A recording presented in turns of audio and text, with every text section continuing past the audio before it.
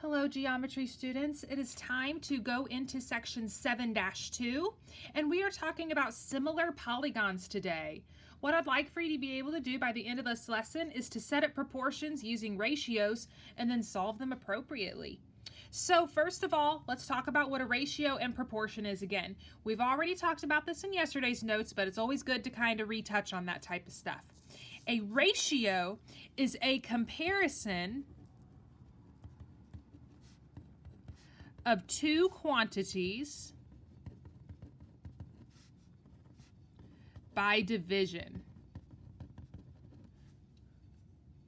A comparison of two quantities by division. For example, how many left-handed or right-handed people are in a classroom? Or how many people are taller than 5 foot and how many people are shorter than 5 foot in, a playground. So a comparison of two quantities by division. We might be able to write that, like if our numbers were, 5 and 3, it might be 5/3, 5:3, or 5:3. All of these are ways to write a ratio. Now, when it comes to the definition of a proportion is where you have a ratio equal to another ratio. So when you have two equal ratios. In other words, two fractions have an equal sign in between them. So an example of that might be a over x is equal to y over b. I have a fraction equal to a fraction. That is what a proportion is. We're going to be using these to help us describe similarities between shapes that might not be the same size, but they are still the same general shape. So let's talk about what the definition of similar polygons is. So definition, two polygons are similar polygons if and only if all corresponding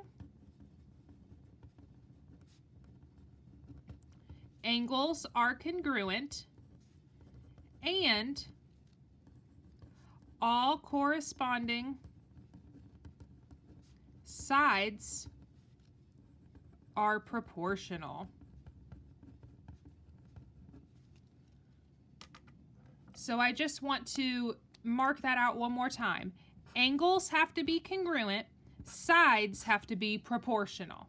That's the important part here. So looking at our image, notice how this shape up here looks very, very similar to this one. The only difference is that this guy seems to be kind of blown up or magnified a little bit more than this. Now, we have a similarity statement down here saying that the shape ABCD is similar to EFGH. Just one squiggle mark means similar to. Because I'm told that these two shapes are similar, I can draw a lot of conclusions about that because of what the definition of similar polygons is. First of all of the corresponding angles are going to be congruent. So angle A corresponds with angle E, so I know they're congruent. Angle B corresponds with angle F, so I know that they're congruent. So let's write these out for our angles. Angle A is congruent to angle E. Angle B is congruent to angle F. Angle C is congruent to angle G. And angle D is congruent to angle H. Okay, these are our angles being congruent to one another. We also have proportional sides. Well, remember, a proportion is when you have two equal ratios. We're going to write this out as an extended ratio or an extended proportion. So we are going to line up what corresponds with what. So notice how AD corresponds with EH. AB corresponds with EF. And if we actually look at these numbers, they're doubled. So 4 doubled is 8, 5 doubled is 10, 6 doubled is 12, and 5.4 doubled is 10.8. So we know that there is a mathematical relationship between these, or a ratio. So I am going to say that side AD corresponds with side EH. In other words, AD over EH is going to be the same type of relationship as AB over EF. So that's going to be my new ratio I'm putting in here. So AB is equal to EF. But I also know that this side is corresponding with that side. So now BC has a similar ratio over FG as the others. And then I have my final side, CD over GH. Okay. Now, what do we call that relationship between the two shapes? Yes, there is a ratio, but what is that specific number that we could call it? Notice how, 5 doubled is 10, 6 doubled is 12, 5.4 doubled is 10.8. So the similarity ratio for this one up here would be 1 to 2, or 2 to 1. It's according which way you're saying it. But if it's the small to the large, then the large would be double that. So the similarity ratio is essentially the ratio of corresponding sides. Another word that we call it is scale factor, aka scale factor. So 6 over 12 is going to be the same thing as 4 over 8. They both reduce to 1/2. So that would be our similarity ratio between these two polygons. Now, when we have a similarity statement, we would write this if we either have proved or have been able to show that two shapes are in fact similar. So let's just say that I have this triangle, and I'm just gonna do this just so you can see, and I'm gonna say triangle ABC is similar to triangle XYZ. They're obviously not congruent. They're not the same size, but they are similar in shape.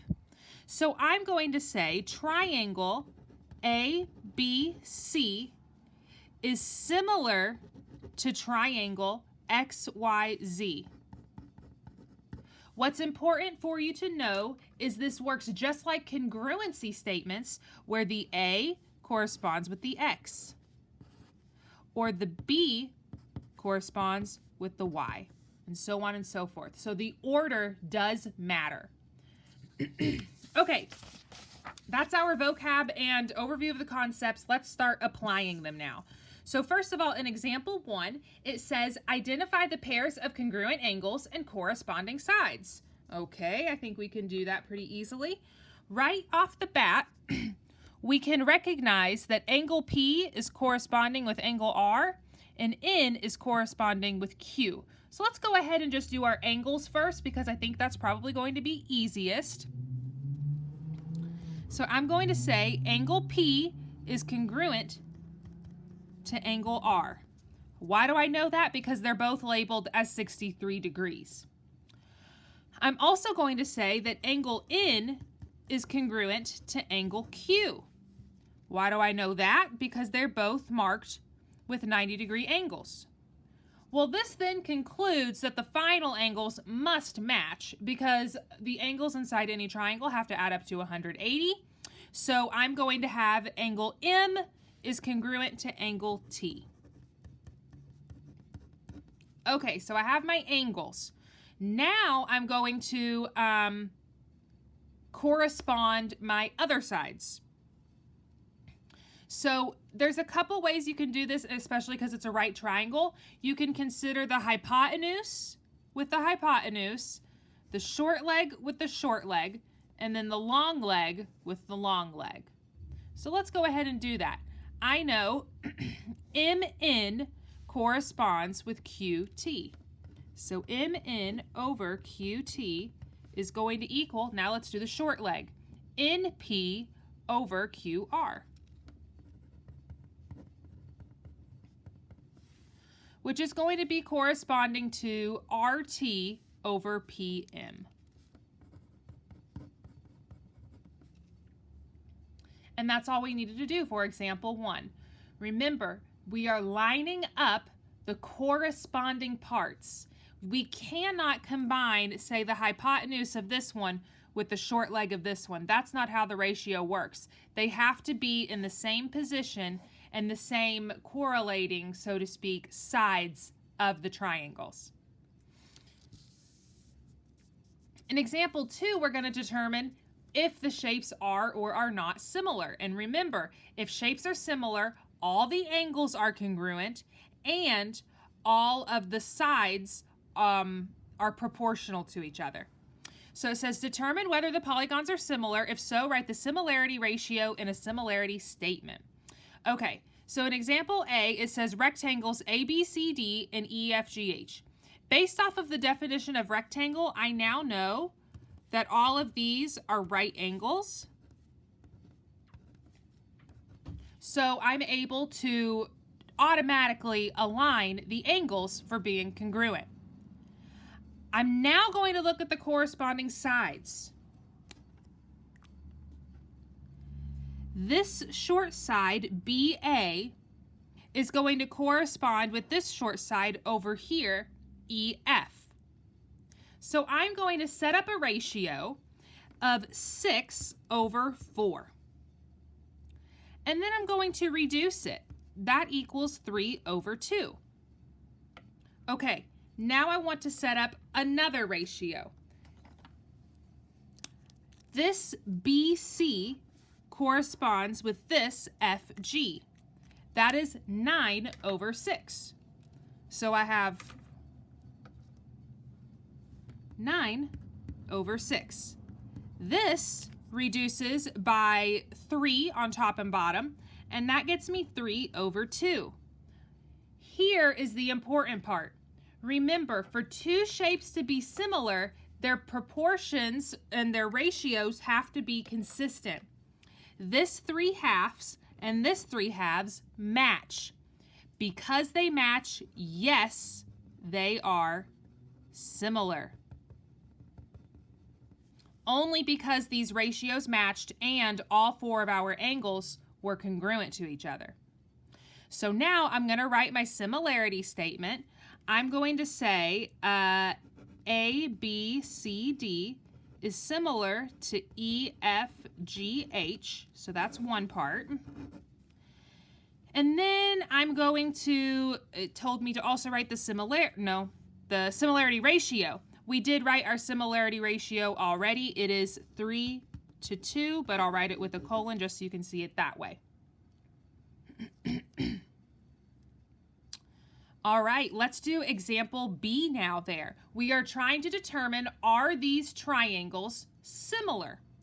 Well, right off the bat, let's notice that they are both isosceles. So I can figure out these base angles real fast, because when two sides of a triangle are congruent, their opposite angles are also congruent. So this angle is congruent to that angle, meaning the base angle of this one is 63 degrees. Sorry, 62, my apologies. And I can use this to figure out the third angle. So 62 plus 62 is 124. Then I'm going to take 180 minus 124, which is 56. All right, so we have 56 degrees up here and then 62 and 62.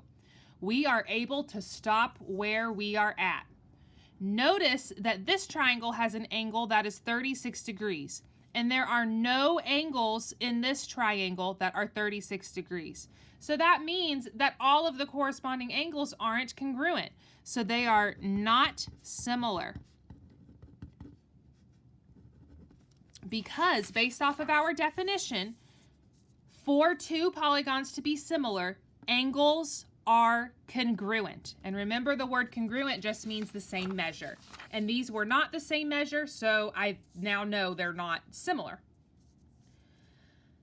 All right, we have one last type of problem, example 3, and this is where we're going to set up proportions between two shapes that we know that are similar to find missing values. The key thing with proportions is to keep them consistent. You must keep your proportions consistent. So in this first example, it says find the length of the model to the nearest tenth of a centimeter. Alrighty. So here I have 5 meters over 1.8 meters. And I'm going to compare that to how long over how wide. Awesome. What I want to do is set up a proportion. I am going to say length over width and length over width. So this length, I'll go ahead and write that out just so you can see what I'm doing. This is 5 over 1.8 is equal to x over 6.3. And I need a calculator. Just a moment.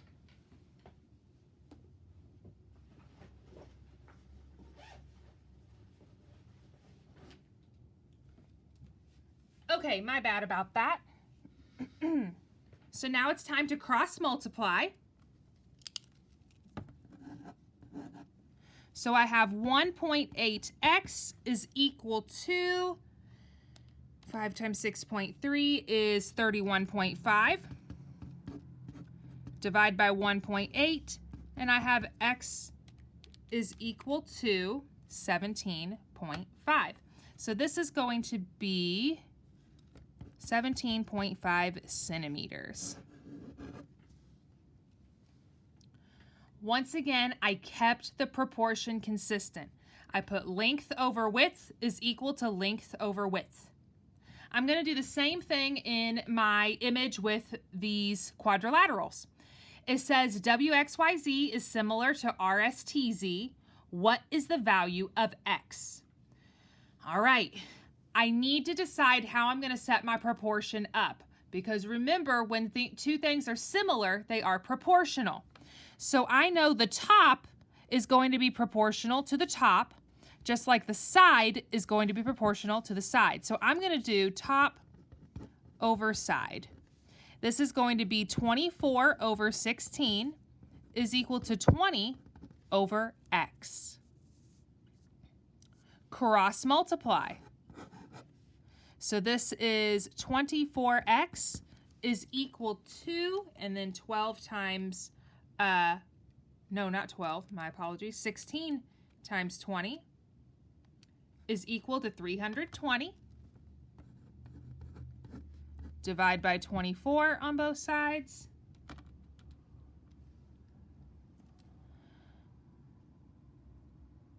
And I get x is equal to 13.3 repeating. Once again, I kept it consistent. Top over top, side over side. Then I set up my proportion, cross multiply, and solve. That's everything for today. I hope you have a great night, and I'll see you later.